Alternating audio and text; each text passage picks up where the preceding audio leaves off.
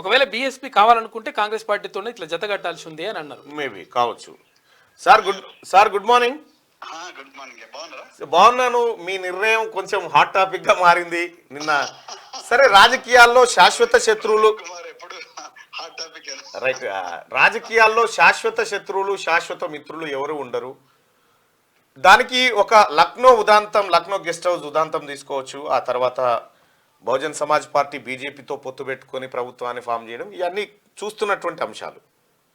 కానీ ఇప్పటికిప్పుడు బహుజన్ సమాజ్ పార్టీకి బీఆర్ఎస్ అండగా వలన, బీఆర్ఎస్ కు బహుజన్ సమాజ్ పార్టీ అండగా వలన ఇద్దరికి ఒకరికి ఒకరు అండ కావాల్సిన అవసరం ఉండదని నేను అనుకుంటున్నా. అంటే నేను ఎందుకు చెప్తున్నా మల్లన్న గారి విషయము, ఈ దేశంలో బహుజనులకు ఒక గొంతుక కావాలి.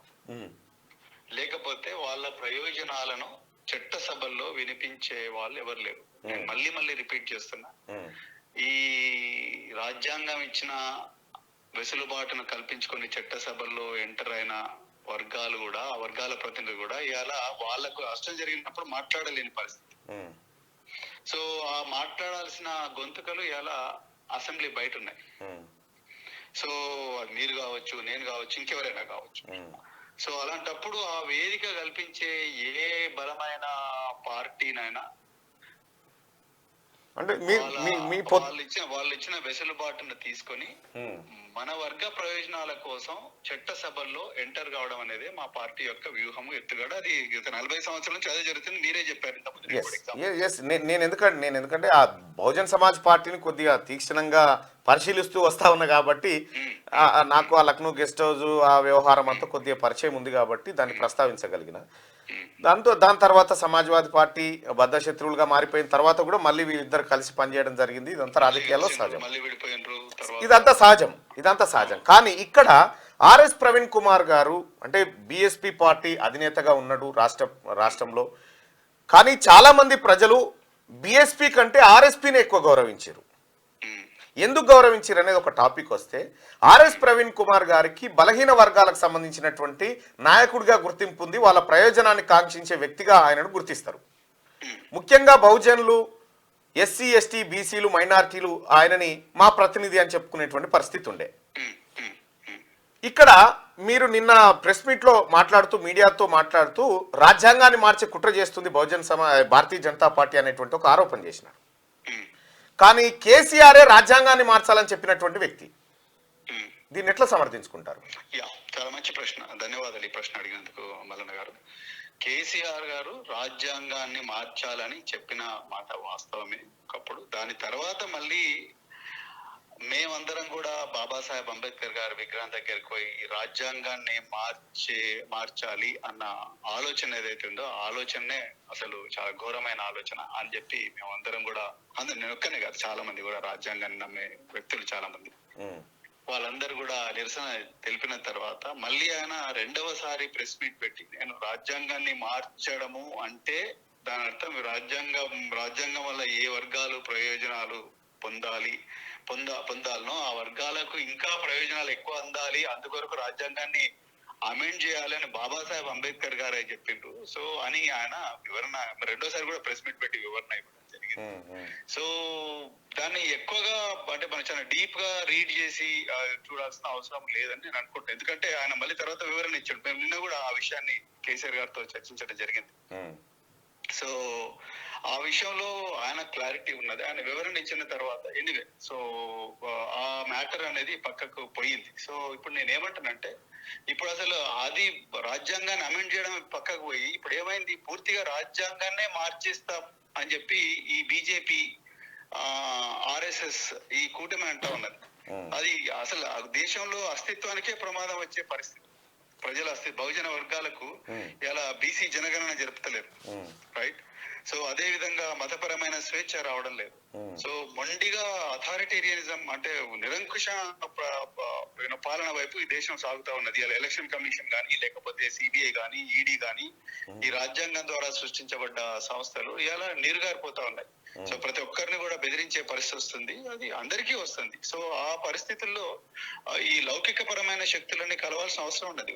పరస్పర మనస్పర్ధలు ఒకటి ఉండొచ్చు. మేము ఆ రోజు మీరన్నట్టుగా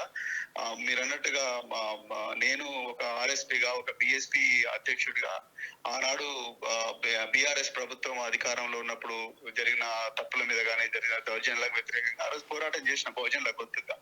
కానీ అలా అంతకన్నా ఘోరమైన ప్రమాదం ఈ దేశానికి, ఈ రాష్ట్రానికి ఉన్నది. అందుకొరకే ఆ ప్రయోజనాల కోసం తప్పకుండా ఆ ఉప్పు నుంచి ఈ దేశాన్ని, బహుజన ప్రజలను రక్షించడం కోసం మన చిన్న చిన్న మనస్పర్ధలు పక్కకు పెట్టైనా చేతులు కలపాలనే ఒక వ్యూహంతోనే ఈ రోజు బీఆర్ఎస్ తో చేతులు కలపడం జరిగింది. అంతే తప్ప ఇంకేదో ఆశించో కాదు. రైట్. ఒక్కటిసారి ఇక్కడ మీరు మాయావతి గారి అనుమతితో వెళ్ళారా, లేదంటే బీఆర్ఎస్ అధినేతనే మిమ్మల్ని ఆహ్వానించారా? మాయావతి గారి అనుమతితోనే, అంటే వాళ్ళ వైపు నుంచి, బీఆర్ఎస్ వైపు నుంచి కూడా ఈ ప్రతిపాదన ఉన్నది. మా వైపు నుంచి కూడా మా అధినేత్రి నిర్ణయం, మా అధినేత్రి గారి అనుమతి తీసుకున్న తర్వాతనే మేము జాతీయ పార్టీ మల్లన్న గారు. సో నేను ఒంటరిగా తీసుకున్న నిర్ణయం కాదు. రైట్. ఇంకొక అంశం సార్, ఇప్పుడు భారతీయ జనతా పార్టీ రాజ్యాంగాన్ని పూర్తిగా మార్చే కుట్ర చేస్తుందనేటువంటి ఆరోపణ చేస్తూ ఉన్నారు మీరు. కానీ ఉత్తరప్రదేశ్లో మాత్రం భారతీయ జనతా పార్టీ బాగు కోసం మాయావతి ఇటీవల కాలంలో పనిచేసినట్టుగా ఆమె పైన ఆరోపణలు వచ్చినాయి. తద్వారా ఆరోపణలు మాత్రమేనండి, అసత్య ఆరోపణలు. ఇదే ప్రాబ్లం మల్లన్న గారు. మీరు ఒక్కసారి ఆలోచించండి. అది వేరే పార్టీలు చేస్తేనేమో అదొక చారిత్రాత్మకం అవుతుంది. బహుజన్ సమాజ్ పార్టీ ఏం చేయనప్పుడు కూడా నేను మీ పొత్తును తప్పు పట్టట్లేదు సార్, దయచేసి అర్థం చేసుకోండి. రాజకీయాల్లో ఇవన్నీ ఉంటాయి సహజం అన్న మాట చెప్తూనే మీకు చెప్తున్నా. అవును, రాజకీయాల్లో మీ రాజకీయ వ్యూహాలు ఎట్లా ఉంటే, మీరు ఎట్లా సస్టైన్ కావడానికి, మీరు పునరుజ్జీవనం పొందడానికి మీకు ఉండాల్సిన ఎత్తుగడలు మీకుంటే దాన్ని తప్పుపట్టడానికి కూడా లేదు, తప్పట్టం కూడా.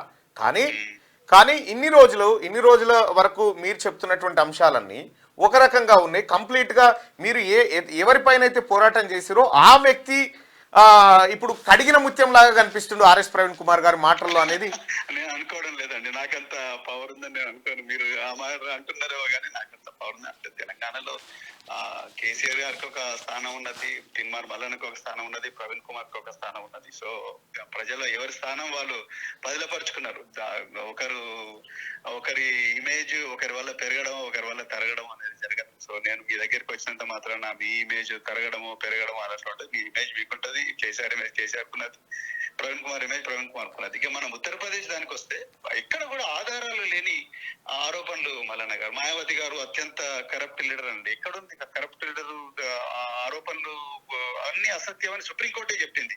అదే విధంగా బీజేపీకి బి టీం అన్నారు. ఎక్కడ బి టీం? బీజేపీకి బి టీం అయితే బంద్ చేసుకుంటాం.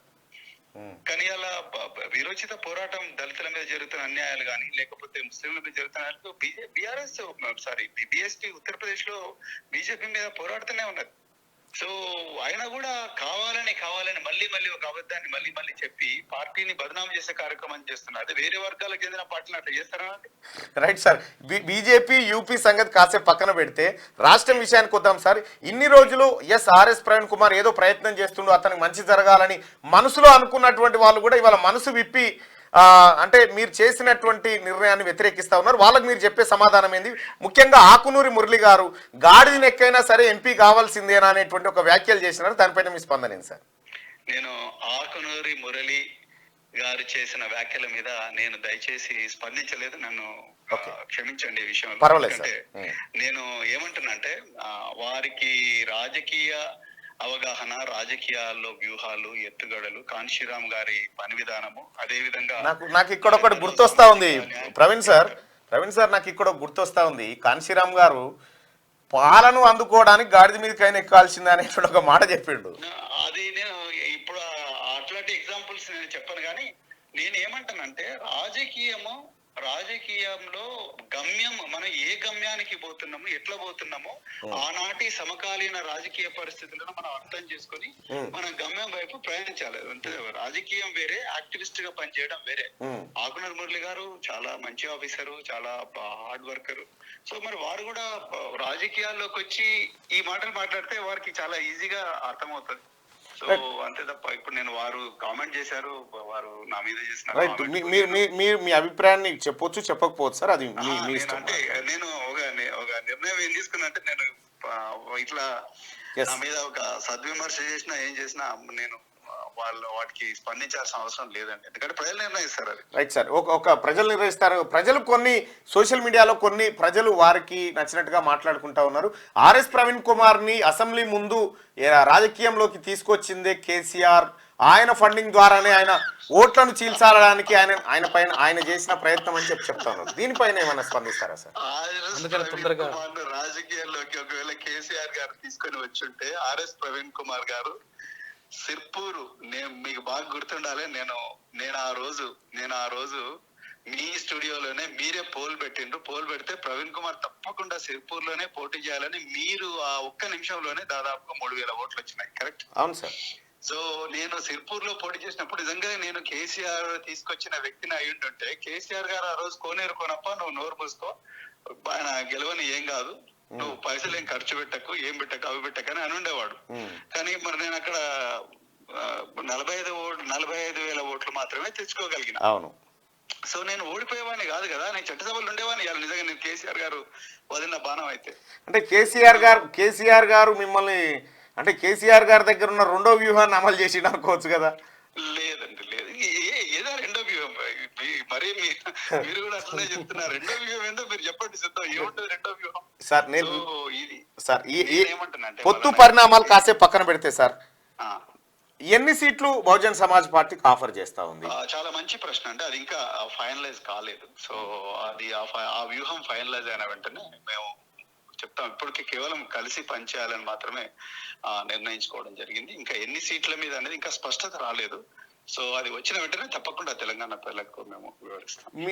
మీరు అంటే కేసీఆర్ గారి మాటల్లో వాళ్ళు కూడా కొన్ని చోట్ల కొన్ని అన్నాడు, అంటే కొన్ని చోట్ల పోటీ చేయబోతా, ఒకటి కంటే ఎక్కువ అనేటువంటి పదాన్ని ఉచ్చరించిండు. బహుశా చాలా మంచిగా గుర్తించిండ్రు. అది ఇంకొక 2-3 days లో స్పష్టత వస్తుంది మల్లన్న గారు. అంటే మీరిద్దరు కలిసి ప్రచారం చేయబోతారు కదా సార్ రేపు పొద్దున? అది ఒక 2-3 రోజులు ఆ విధి విధానాలని కూడా మీకంటూ ఉమ్మడి ఎజెండా ఏమైనా ఉండబోతుందా, లేకపోతే? ఉమ్మడి ఎజెండా ప్రస్తుతానికి మీకు నేను మొదటనే చెప్పినట్టుగా రాజ్యాంగ పరమైన హక్కులు కాపాడుకోవాలి, బహుజనుల ప్రయోజనాలు కాపాడాలి, తెలంగాణ ప్రయోజనాలు కూడా కాపాడబడాలి, తెలంగాణ ప్రయోజనాలు తాకట్టు పెట్టబడకూడదు. తెలంగాణలో ఉండే బహుజన ప్రయోజనాలు చాలా చాలా ముఖ్యం. 99% వాళ్ళే ఉన్నారు. సో ఇది ఒక స్థూలంగా ఒక బ్రాడ్ ఎజెండా ఇదే. సో ఇంకా కొంచెం డీప్ గా ఎట్లా పోవాలనేది అనేది ఇంకా డిస్కషన్ జరగలేదు మల్లన్న గారు. డిస్కషన్ జరిగిన తర్వాత definitely I will share with. అంటే సాధారణంగా ఒక నిర్ణయం జరిగినప్పుడు వ్యతిరేకించే వాళ్ళు ఉంటారు, అనుకూలంగా మాట్లాడే వాళ్ళు ఉంటారు, కొద్దిగా వ్యూహాలు ఎక్కువగా తెలిసినటువంటి వాళ్ళు కొంతమంది ఎక్కువగా సమర్థించవచ్చు.